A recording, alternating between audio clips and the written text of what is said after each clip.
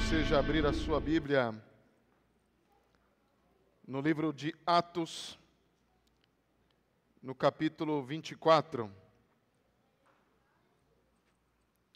E este capítulo será a porção da palavra de Deus para nós nessa noite. Atos no capítulo 24. Estamos chegando bem perto da conclusão deste livro. Desde o início do livro, do estudo e das reflexões no livro de Atos até aqui, muitas coisas já aconteceram nesse mundo e a gente ainda não terminou, mas nós estamos caminhando para o final do livro de Atos.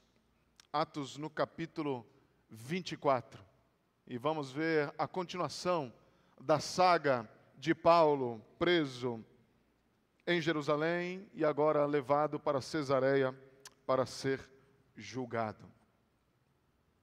Se você tem acompanhado a nossa série, você já está bem situado onde nós estamos nesta história. Se você não está, você pode também acessar os nossos canais, tanto de YouTube quanto do Spotify, ou você pode ver, visualizar ou apenas ouvir, e você vai entender onde nós estamos. Mas deixa eu te dar um panorama rápido de onde é que nós estamos. Paulo está em Cesareia, como disse, e ele está sendo confrontado não apenas por Jerusalém, mas também por Roma.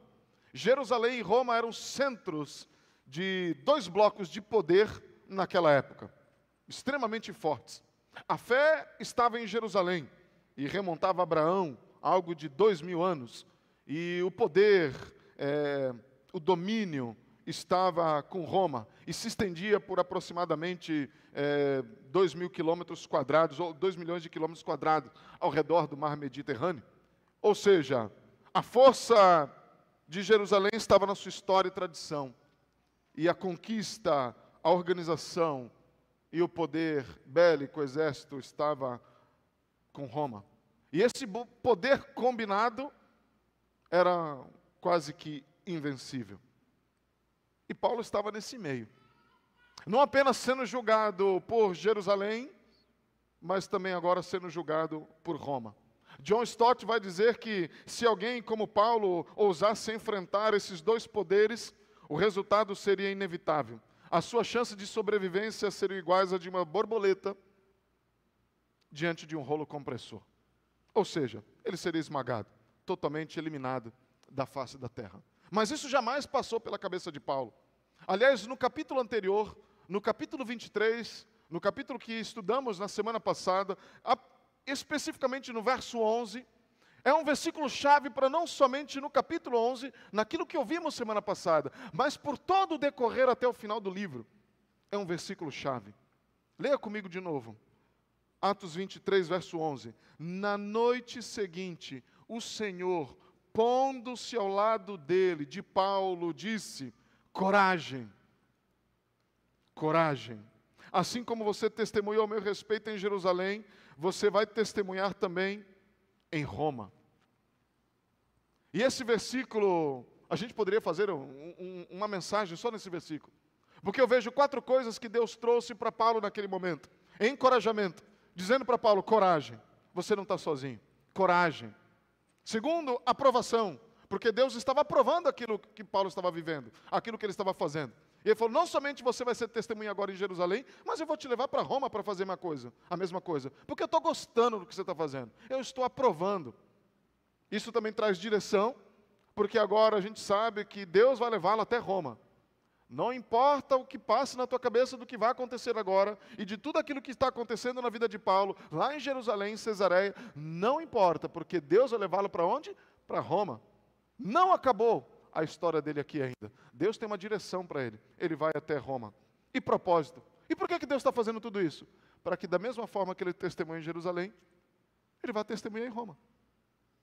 Então, para você ver como esse versículo é importante. Então, nos desdobramentos que a gente vai ouvir agora, não acabou a história de Paulo. Ele não chegou no final. Como disse algumas semanas atrás, essa não é o final da história, até porque essa história não é de Paulo, mas é a história de Deus na vida de Paulo. Vamos então no capítulo 24 e vamos ler, e eu quero ler e fazendo alguns comentários e no final eu quero fazer algumas conclusões junto com os irmãos. Observe o verso 1, lá do Atos capítulo 24. 5 dias depois, o sumo sacerdote Ananias desceu a Cesareia com alguns dos líderes dos judeus e um advogado chamado Tértulo, os quais apresentam ao governador suas acusações contra Paulo. Lembre-se, o comandante havia preso Paulo. Ele mandou Paulo para Cesareia e disse para os judeus: vocês querem resolver isso? Então vocês vão lá para o governante, vocês vão lá até Félix, e ele que vai resolver. Eu não vou fazer nada aqui. Eles não perderam tempo.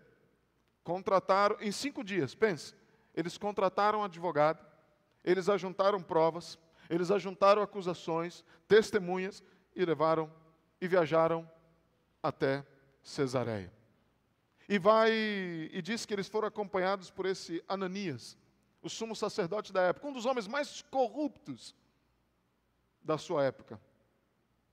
Em 5 dias, eles juntam um grupo, eles contratam um advogado, eles juntam argumentos, viajam 100 quilômetros, ou seja, a perseguição ao apóstolo Paulo nesse momento era ferrenha. E a partir daqui a gente vai encontrar as acusações que estavam sendo feitas contra Paulo. Apresenta então a causa, as acusações, depois tem a defesa de Paulo e depois tem um veredito. Olha a partir do verso 2. Você vê como esse Tértulo, que era um advogado, não se sabe se ele era romano, se ele era gentil, se ele era judeu, não se sabe quem ele era, mas era um advogado, conhecedor das leis romanas, mas não conhecedor plenamente, porque ele falha, inclusive, na sua defesa como advogado. E é interessante que ele começa aqui com aquilo que é chamado de captatio benevolência. O que seria isso? Bajulação. Bajulação. Mas era uma maneira, uma retórica latina usada para atrair a benevolência do juiz a seu favor. Você bajula, você fala coisas maravilhosas. Estou aqui diante de vocês, essas pessoas lindas e maravilhosas que estão me ouvindo, tão lindas, bem vestidas, arrumadas. É tudo isso, bajulação. E ele não vai ao ponto. E está aqui também esse homem, que vale a pena a gente falar um pouquinho dele, Félix, antes da gente ler o texto. Esse homem, esse governador, que estava nesse momento no seu 5º ano de governo, dos 7 que ele reinou em Jerusalém, ele estava naquela posição não porque ele era um homem realmente capacitado, mas porque o irmão dele, chamado Palás, era aquele que a gente famoso QI, né? Quem indica. E ele indicou, porque ele era muito amigo do imperador, e falou: tem um irmão, você não consegue uma boquinha para ele? Alguma vaguinha aí? Aqueles casos que a gente vê acontecer muito, né? Na política. E esse imperador, então, Cláudio, deu essa boquinha para ele de governador. Mas esse homem foi um homem mau, cruel, brutal com o povo de Deus, com os judeus. Ele causou ódio, ele causou ressentimento com o povo, porque tudo aquilo que fazia parte da cultura, da realidade judaica, ele começou a perseguir os judeus. Então ele não era bem visto pelos judeus. Mas está aqui esse homem. Esse é Félix. E esse é Tértulo, esse advogado bajulador. E olha como ele começa, a partir do verso 2. Quando Paulo foi chamado, Tértulo apresentou sua causa a Félix. Temos desfrutado de um longo período de paz durante o teu governo. Que paz? Só penaram na mão de Félix.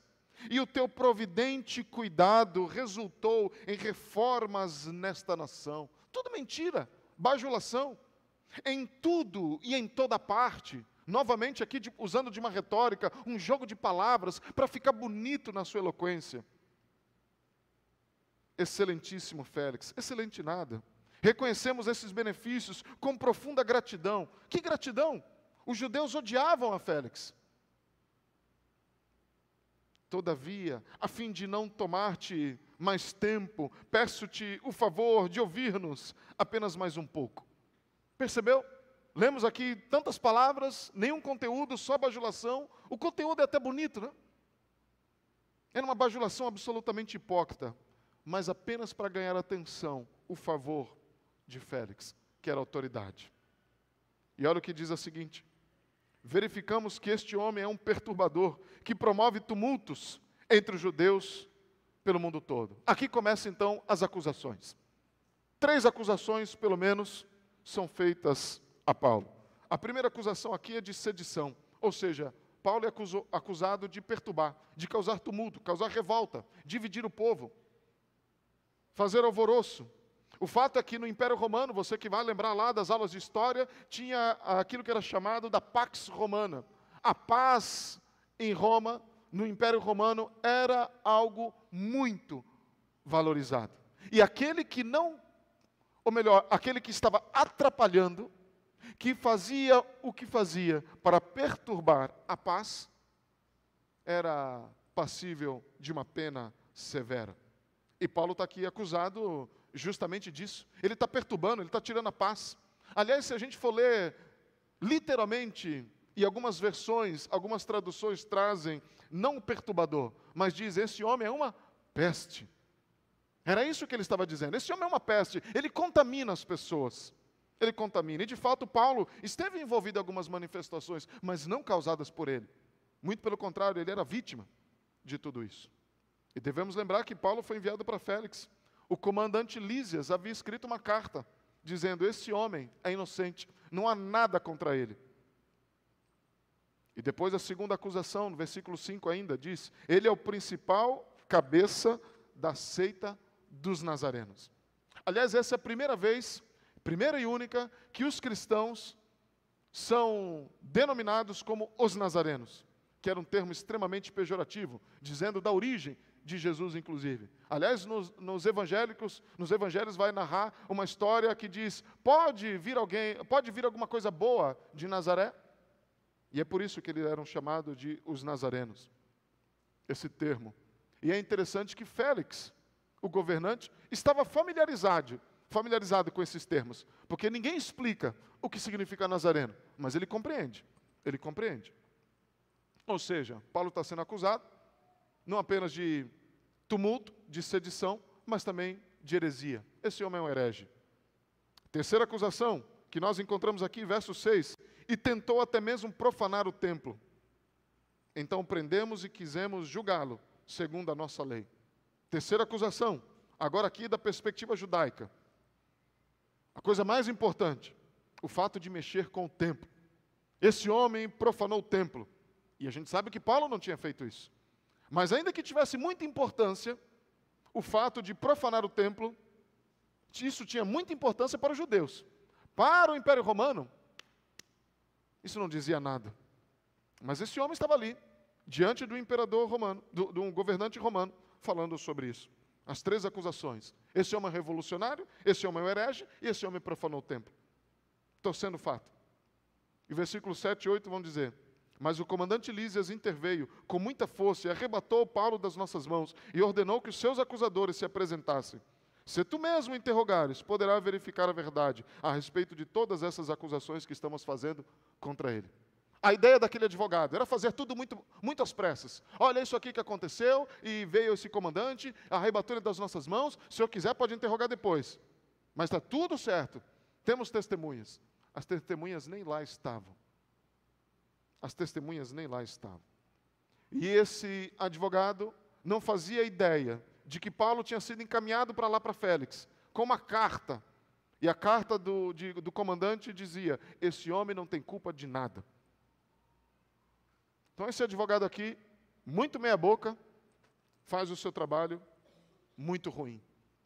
Com bajulação e tentando acusar Paulo de algo que ele não tinha feito. É lógico. Todo advogado que vai defender alguém, e partindo do pressuposto que ele é culpado, tem que inventar uma história mirabolante. Ou tentar encontrar falhas no sistema. Mas não foi isso que aconteceu. Agora, a partir do verso 10, a defesa de Paulo. Paulo agora fala em sua defesa. Ele aproveita a oportunidade agora para dar um testemunho público. Ele vai fazer isso no privado, mas agora ele faz de maneira pública, falando da sua inocência, mas aproveitando, como sempre, Paulo, para pregar o Evangelho. Paulo ouve as acusações, elas eram improcedentes. Verso 10 vai dizer: quando o governador lhe deu sinal para que falasse, Paulo declarou: sei que há muitos anos tem sido juiz nessa nação, por isso de bom grado faço minha defesa. Você viu a diferença de abordagem? Da abordagem de Tértulo, aquele advogado bajulador, e agora a abordagem de Paulo. Paulo reconhece que aquele homem estava naquela posição há vários anos. E por isso, quem sabe, ele era muito capaz de dizer, porque ele conhecia a cultura e a mentalidade judaica. Era isso que Paulo estava reconhecendo. Verso 11: facilmente poderás verificar que há menos de 12 dias subi a Jerusalém para adorar a Deus. Paulo vai dizer, olha, há menos de 12 dias eu fui para Jerusalém. E como a gente leu no primeiro versículo, fazia 5 dias que ele tinha sido enviado para Cesareia. Ou seja, Paulo ficou menos de 7 dias em Jerusalém. Havia um tempo, inclusive, de purificação, que demandava ali de 3 a 4, 5 dias de purificação. Paulo não teve tempo de fazer aquilo que as pessoas estão dizendo que ele fez. Era necessário mais tempo. Que ele conspirou, que ele profanou, que ele causou revolta, causou tumulto. Ele falou, não tive tempo. Faz 12 dias que eu cheguei em Jerusalém e faz 5 dias atrás que eu vim para cá. Verso 12, meus acusadores não encontraram discutindo com ninguém no templo, nem incitando uma multidão nas sinagogas ou em qualquer outro lugar da cidade. Ou seja, ninguém me viu com grupo nenhum. Não me viram promovendo nada disso. Isso nada aconteceu, tudo isso é falso. Verso 13, tampouco podem provar as acusações que estão levantando contra mim. Eu tenho para mim que Félix, a partir desse momento, falou, esse camarada realmente não tem culpa. Mas aqueles que o levaram para lá, Ananias, o Sinédrio, queriam fazer a coisa muito rápido. E olha ele se defendendo da segunda acusação, verso 14. Confesso-te, porém, que adoro o Deus de nossos antepassados como seguidor do caminho, a quem chamam de seita. Ele não se autodenomina Nazareno. Muito pelo contrário. Ele diz, eu creio, eu adoro no Deus de nossos antepassados. Aliás, essa expressão, Deus de nossos antepassados, era usada somente para dizer do Deus de Israel, o Deus do povo, o Deus de Abraão, de Isaac e de Jacó. E ele fala, olha, como seguidor do caminho. Novamente, Félix não pede esclarecimento. Como assim, seguidor do caminho? Muito provável que Félix, a gente vai ver mais para frente, que ele sabia a respeito de tudo isso. Observe como ele vai dizer, ainda no verso 14, creio em tudo o que concorda com a lei e no que está escrito nos profetas. Agora o negócio começa a ficar feio para o lado dos acusadores. Porque a maior parte daqueles que estavam acusando eram saduceus.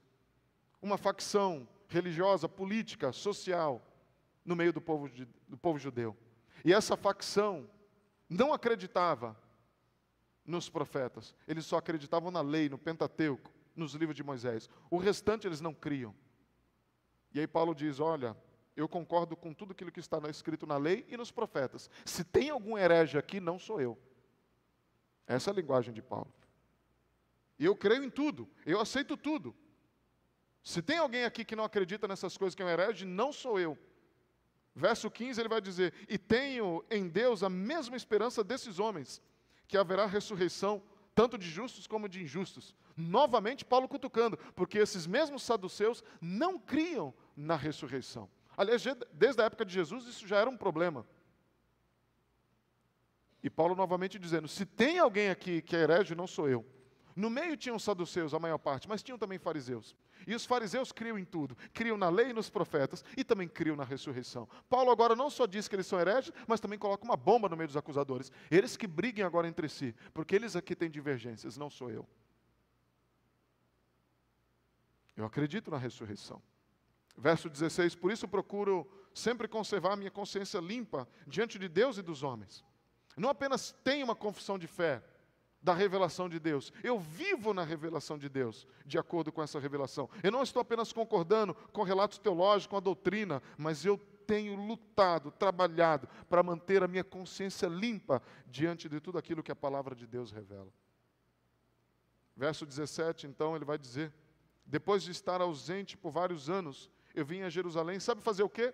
Não foi causar tumulto, revolta, mas para trazer esmolas ao meu povo, ofertas. Se vocês querem me questionar qual é o motivo de eu ter ido para Jerusalém, deixa eu dizer. Eu viajei nessas minhas viagens, eu passei por várias igrejas gentílicas, e eu falei, e eles estavam sabendo da necessidade que meu povo estava passando, e eles recolher ofertas, e eu estou aqui para trazer essa oferta para o meu povo que está em necessidade. Eu vim com uma postura de caridade, de oferta, para cuidar do meu povo. Verso 18. Enquanto fazia isso, já cerimonialmente puro, passado todo aquele processo de 3 a 5 dias quase, encontraram-me no templo, sem me envolver em nenhum ajuntamento ou tumulto. Então Paulo diz o quê? Eu revoltoso? Eu que estou causando revolta? Eu herege? Se tem alguém, não sou eu, são eles. E ele vai dizer ainda, Paulo, homem de Deus, sábio, inteligente, cidadão romano, usa também de eloquência e conhecedor das leis. Conhecedor das leis.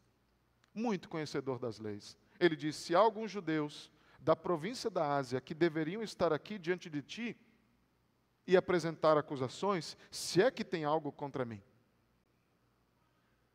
Ou os que aqui se acham deveriam declarar que crime encontraram em mim quando fui levado perante o Sinédrio. A não ser que tenha sido este, quando me apresentei a eles, bradei, por causa da ressurreição dos mortos estou sendo julgado hoje diante de vocês. Por que Paulo diz isso? Porque a lei romana dizia que aquele que fez alguma acusação, se ele não voltar, se ele não estiver presente no julgamento, se ele não der suporte, apoiar, não der seguimento naquela acusação, estes são passíveis de julgamento e de punição. Paulo, sabendo disso, eu falei, cadê aquele pessoal que era testemunha que está me acusando? Por que eles não estão aqui? Porque, na verdade, são eles agora que deveriam ser presos por desonrar a lei romana. Paulo não somente é conhecedor das leis de Israel, lei de Deus, mas conhecedor também das leis romanas. Imagina agora Félix diante dessa situação. Percebendo tudo isso, fala, o que eu digo agora? O que eu digo agora? Félix naquela situação, percebendo tudo isso, a única decisão cabível, sábia naquela hora era dizer, esse homem é inocente, podem libertá-lo. Mas vamos ver o que acontece. Agora a partir do verso 22 até o final do capítulo, o veredito. Então Félix, que tinha bom conhecimento do caminho, percebe? Ele tinha bom conhecimento do caminho, bom conhecimento do Evangelho, porque assim que os cristãos eram chamados naquela época, aquele povo do caminho, adiou a causa e disse, quando chegar o comandante Lísias, decidirei o caso de vocês. Ele tinha bom conhecimento do caminho, já tinha sido informado acerca da fé cristã. Alguns cogitaram que talvez isso fosse possível por causa da sua esposa, que era judia, filha de Herodes, do rei Herodes. E conhecedor, então, de tudo isso. Possivelmente já tinha sido exposta ao Evangelho. A gente vai ver isso no versículo seguinte, que ela tem até interesse em saber mais. Mas é interessante que Félix diz, quando chegar o comandante Lísias, decidirei o que fazer com vocês. Esse é um grande problema quando uma autoridade está entre a popularidade e a justiça. Você já deve ter visto isso aí. Nada é novo debaixo do sol. Nada novo debaixo do sol. Quando uma autoridade está diante da popularidade entre as pessoas e fazer a justiça. Infelizmente, muitos governantes decidem não pela justiça, mas pela popularidade.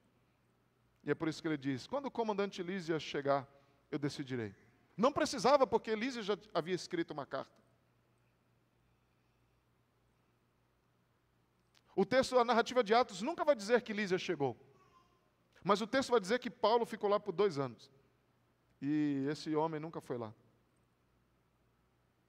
Félix já tinha essa carta nas mãos. Mas ele arranjou uma desculpa e se escondeu atrás dela. Por quê? Porque ele queria dinheiro. E também porque ele queria ficar popular entre os judeus. Ele não queria mais uma vez ser o causador de ressentimento, de ódio e de discórdia entre o povo. Então, naquele momento, ele podia ser justo, mas ele preferiu o contrário. E ordenou, verso 23, tratar Paulo em banho-maria, né? E ordenou que o centurião mantivesse Paulo sob custódia, mas que lhe desse certa liberdade e permitisse que os seus amigos o visitassem. Paulo estava preso, mas não estava. Ele tinha liberdade. Ele tinha os seus benesses ali dentro, os seus amigos podiam visitá-lo, ele podia fazer um churrasco, ele estava tranquilo ali dentro.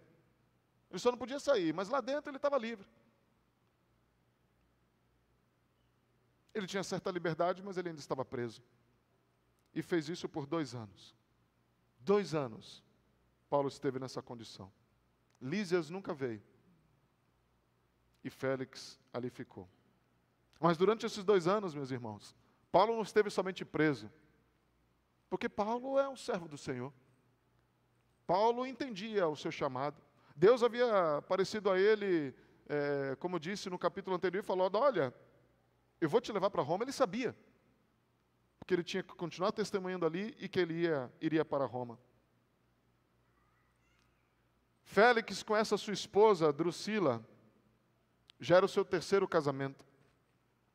Ele havia casado com alguém da nobreza, alguém que era, inclusive, neto de Marco Antônio, o imperador. Tinha casado cedo, como era típico naquela época, aos 16 anos. Mas em uma determinada festa, num banquete, ele conheceu essa tal de Drusila. Ele a olhou e ficou maravilhado. Como ela é linda, maravilhosa. Eu a quero para mim também. E ele chamou aquele Simão, o mago, que nós já lemos a história dele, alguns capítulos anteriores, armaram uma trama espiritual para convencer aquela mulher a deixar o seu marido e se casar com Félix. Esse era o homem, esse era Félix, um homem de caráter, né? Aprovado. E ele fez tudo isso. E aqui está Paulo. Já falou em contexto público, agora em contexto privado. Paulo continua a transmitir a mesma mensagem, a fé em Cristo Jesus. 2 anos, Paulo aí esteve. E olha o que diz no verso 25. O que Paulo dizia? Será que Paulo ficou de conversinha com Félix? Ô Félix, libera aí, fala lá com Lísias. Não tem como você mandar um WhatsApp para ele, liberar. Cara, tem tudo certo. Você está vendo, você tem as provas. Paulo não estava ali para isso. Ele diz assim, quando Paulo se pôs a discorrer acerca da justiça, do domínio próprio e do juízo vindouro, Félix teve medo e disse, basta por enquanto, pode sair. Quando achar conveniente, mandarei chamá-lo de novo. Justiça? Paulo teve a oportunidade de falar sobre o padrão de Deus. O padrão de Deus não é qualquer coisa que se pode ouvir, que se pode fazer como a gente bem entende e acha. O padrão de Deus é elevado. Esse Deus santo, o sarrafo dele é bem alto. E esse Deus santo requer absoluta ausência de pecado. E lá está aquele trapaceiro que fez aliança com um médium, um necromante, um mago, para enganar uma mulher e seu marido. E Paulo fala aqui sobre justiça. Interessante uma reviravolta aqui. Você percebe?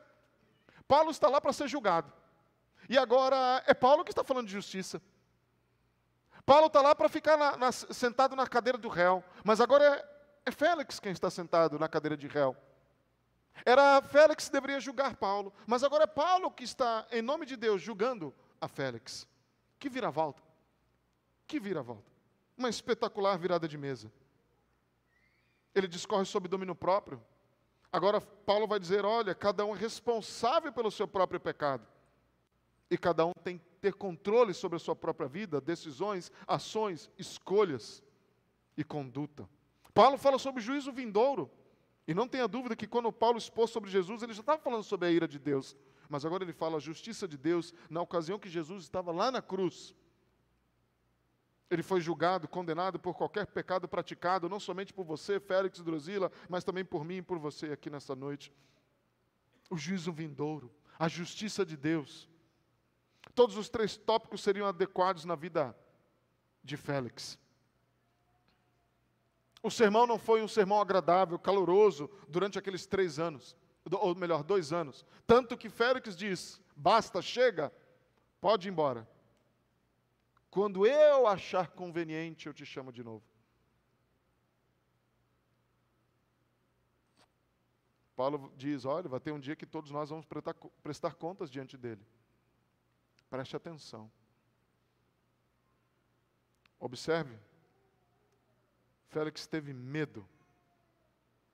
Lembra que eu falei no início? Era Paulo que estava entre Jerusalém e Roma.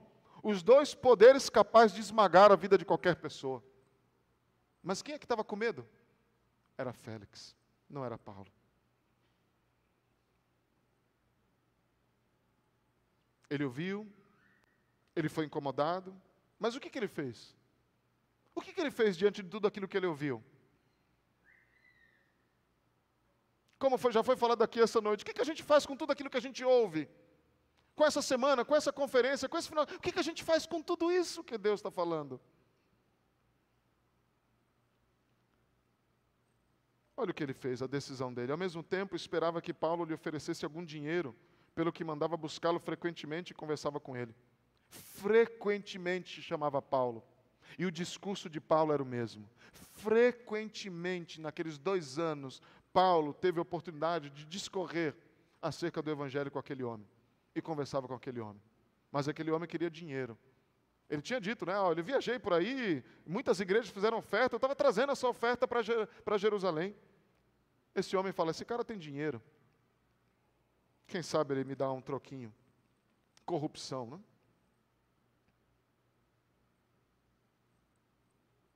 O último versículo vai dizer, passados 2 anos, Félix foi sucedido por Pórcio Festo. Todavia, porque desejava manter a simpatia dos judeus, Félix deixou Paulo na prisão. Deixou Paulo na prisão. Esse era Félix. Esse era Félix. Teve a oportunidade de ouvir. Ouviu acerca do evangelho. Ouviu acerca da justiça. Ouviu acerca do juízo vindouro. Ouviu acerca do domínio próprio. Mas o que ele faz com tudo isso? Ele finge que não é com ele mesmo. Ele fala, não. Frequentemente, Paulo discorria sobre tudo isso. O que aquele homem faz? Qual que é a atitude dele diante da palavra pregada? Essa é a pergunta. Essa é a pergunta para nós nessa noite, nessa história.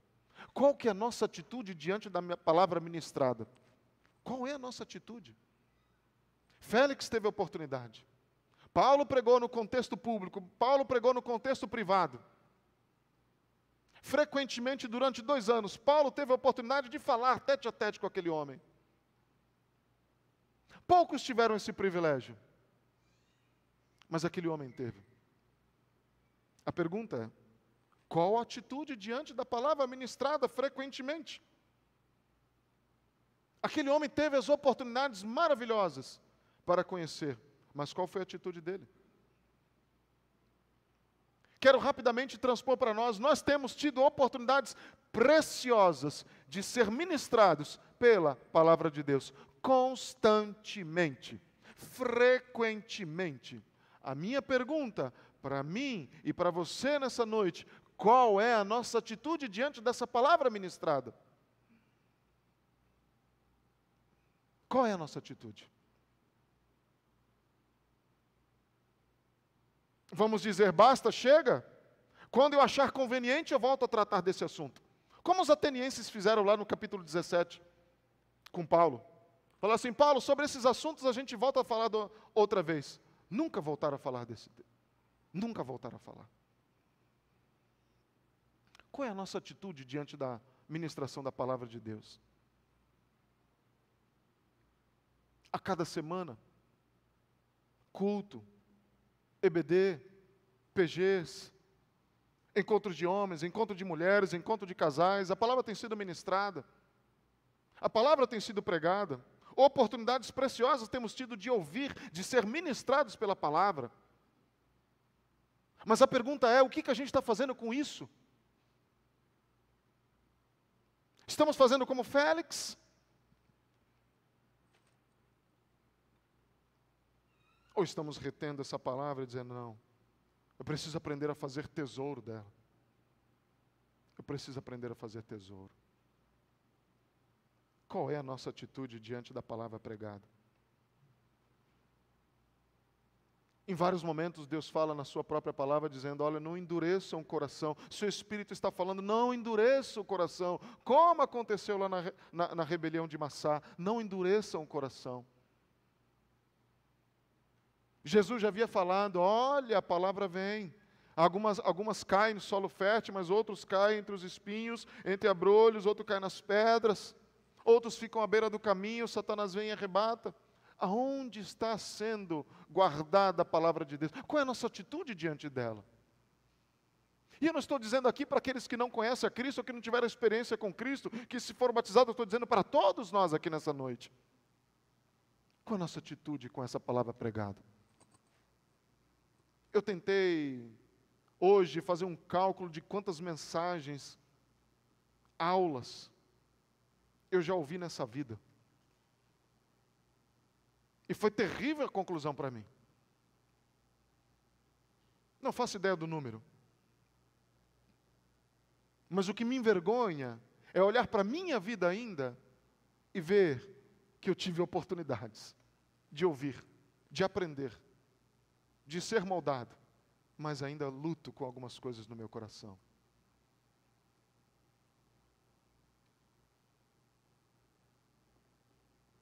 O que nós estamos fazendo com a palavra ministrada? Essa palavra é eterna. Essa palavra que céus e terra passarão, mas a minha palavra não há de passar. Murcha a flor, seca a erva, mas a minha palavra dura para sempre, diz o Senhor. Palavra essa que criou todas as coisas, antes mesmo de Deus pronunciar. Eu fico imaginando naquele dia lá, narrado em Gênesis, quando Deus estava criando todas as coisas, e antes dele dizer, quando ele começou a falar, haja, não precisou dizer luz, todas as coisas já estavam ali criadas automaticamente. Essa palavra que tem sido ministrada ao longo dos séculos, que tem abençoado, transformado vidas.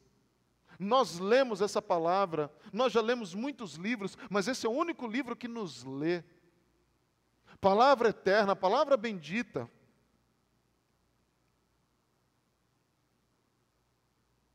Mas que às vezes passa dias sem ser tocada. Ou quando a gente lê para quê? Como se fosse, quem sabe, aquela caixinha de promessas. Fala comigo, Deus, hoje. A gente abre, né? Aí tem até umas piadinhas, né, que diz, né, que alguém fez isso, aí abriu lá e fala assim, e foi e suicidou-se. Fala, não, Deus, eu estou falando sério.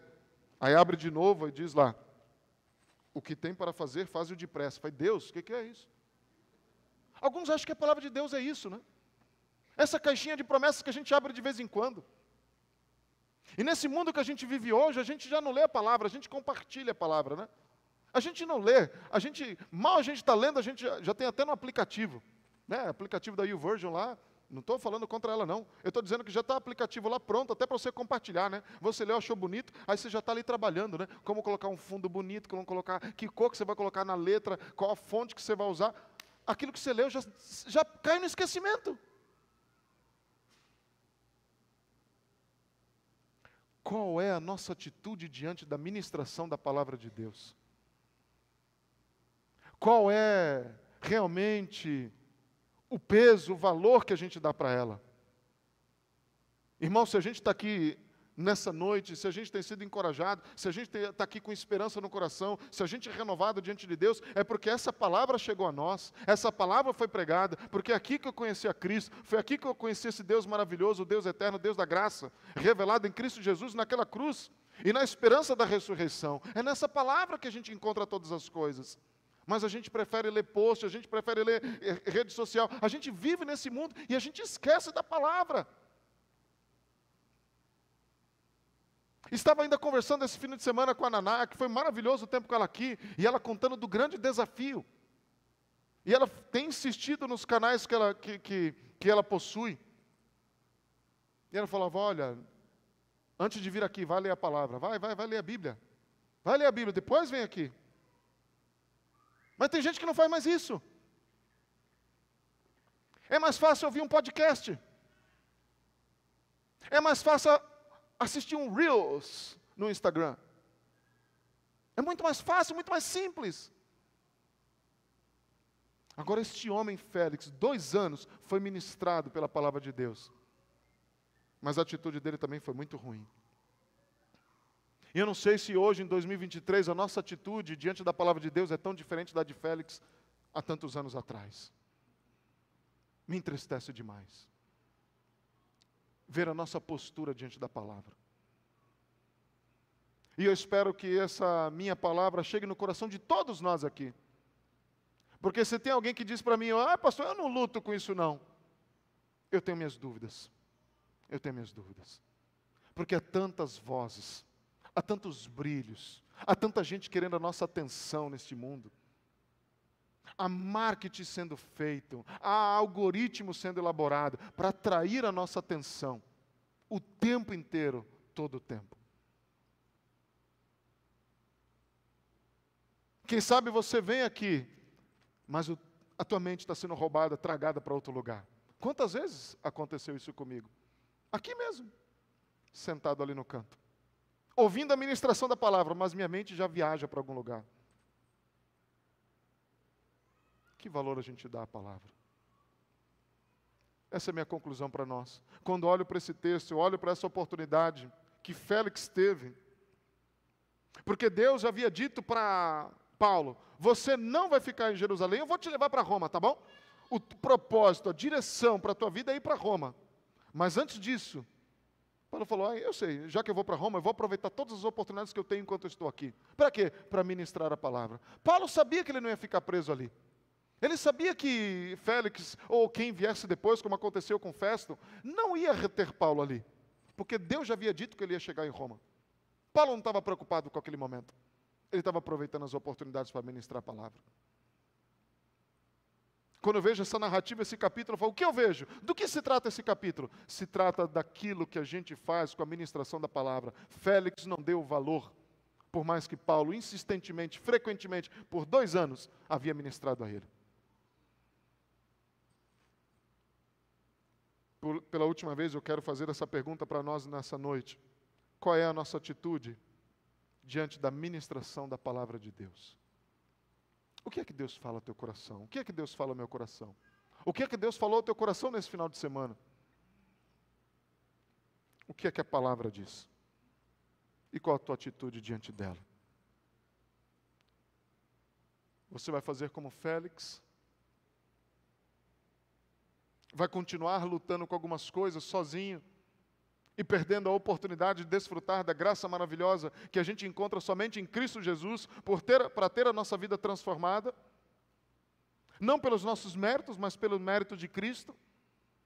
Ou a gente vai continuar com os nossos achismos ou vivendo no escapismo? Não é o que eu acho, é o que a palavra diz. Não é segundo o que eu penso, é segundo o que a palavra diz. A minha palavra falha. Eu erro com a minha palavra, mas a palavra de Deus não erra. Ela não falha, ela não conduz ninguém ao erro. E ela é suficiente. Há tanto brilho, há tanto sonho por tantas coisas. Mas sabe, na hora que o calo aperta, é a palavra. É por isso que Paulo, quando chega a Timóteo, diz assim, Timóteo, ninguém despreze a tua mocidade, antes seja um modelo, exemplo na palavra, no procedimento, no amor, na fé e na pureza, na palavra. E depois ele vai dizer, Timóteo, quer um conselho? Prega a palavra.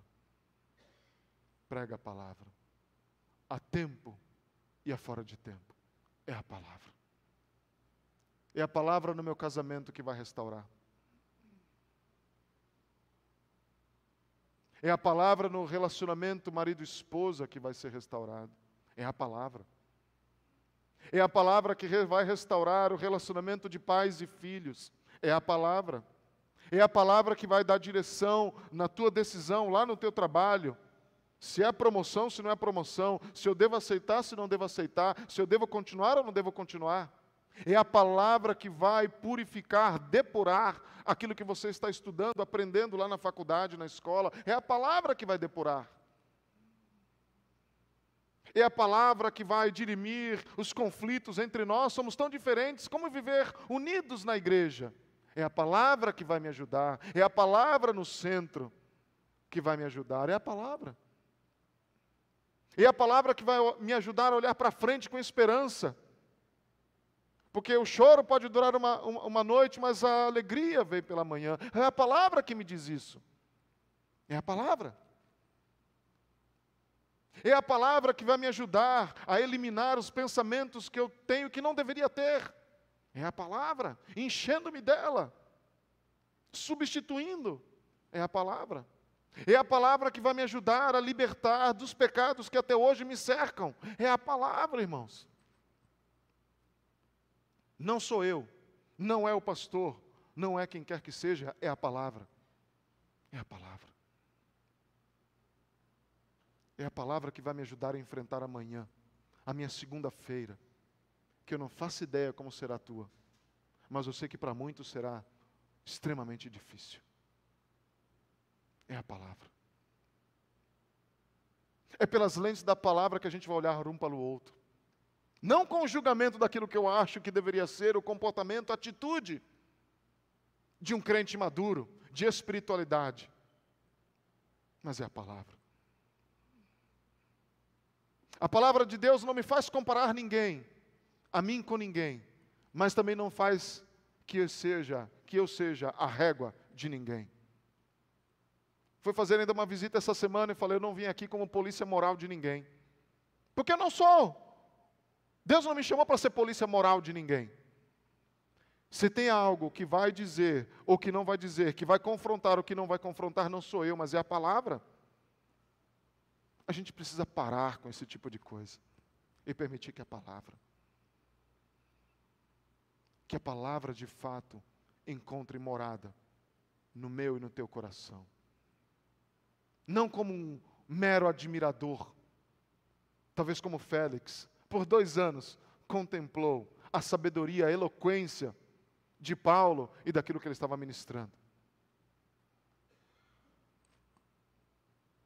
Mas não trouxe transformação.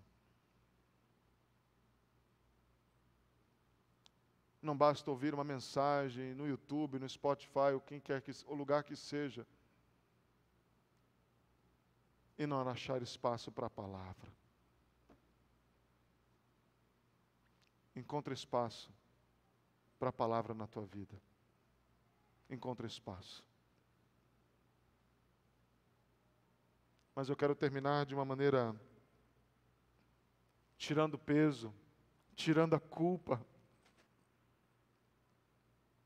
e trazendo graça. Sabe, meu irmão,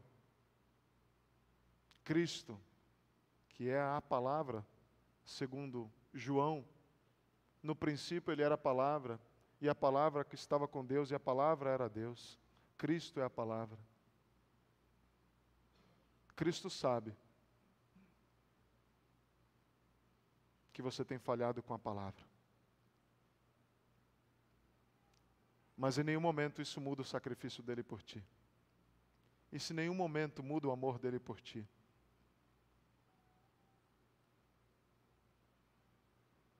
Não se preocupe com a quantidade. Se preocupe com a constância. Eu não preciso ler 10 capítulos por dia, nem mesmo 1. Eu preciso apenas ser constante. E sabe quem vai me dar constância? Cristo na minha vida. Meu irmão, se você ler 1 versículo por dia, se você orar 1 minuto por dia, ninguém agora aqui vai dizer que não tem tempo. 1 minuto. Ah, não tenho tempo, pastor. Da saída da porta da casa até o carro, você vai ter 1 minuto. Ore. Você está tomando banho? Acho que você leva mais de 1 minuto. Eu espero. Ore. 1 versículo. Um versículo somente por dia. Constância. Mas e o que eu faço com esse versículo? Ah, Deus, que Cristo me ajude, porque esse versículo comigo não vale nada. Mas esse versículo sendo ministrado pelo poder do Espírito Santo na minha vida, na mediação de Cristo, tem um poder incalculável de transformar a minha vida. Faz isso por mim, Senhor. E quando eu falhar, eu não vou ficar preocupado. Ai, pastor, tem misericórdia, ora por mim. Essa semana eu não li a Bíblia. Como eu disse, eu não sou polícia moral. E se você for até Cristo agora, em oração, e dizer, olha, eu não fui até a palavra essa semana, não, eu não desenvolvi, eu não te ouvi essa semana. Cristo vai dizer, eu sei. Mas não tem problema.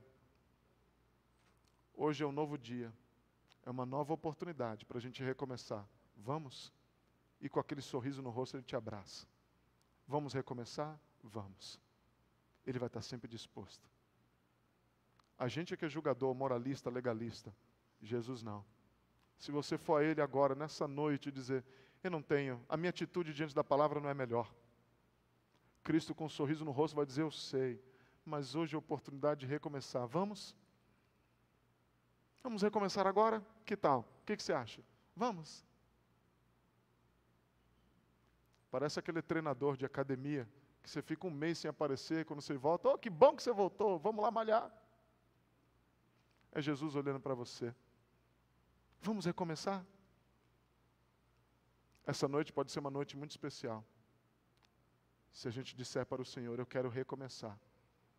Eu quero valorizar a Tua palavra. Quero fazer valer Tua palavra em mim. Vamos orar? Onde você está? Abaixe tua cabeça. Busque o Senhor. Busque a Cristo nesse momento. Busque a redenção. Busque a graça. Saiba que Cristo agora, nesse momento, não está com os dedos apontados para você, mas Ele está com os braços abertos para te acolher, para te receber na tua imperfeição. Porque Ele sabe que você não é perfeito, mas Ele é. E a vida cristã não é baseada em quem é perfeito, ou em perseguir a perfeição a parte de Cristo, mas desfrutar da perfeição que é Cristo na nossa própria vida. Desfrute dele agora. Onde você está? Permita que Ele te acolha, permita que Ele te abrace nessa hora, e dizendo, ah, meu filho, vamos caminhar juntos mais uma vez. Vamos caminhar perto. Vamos caminhar mais perto. Obrigado.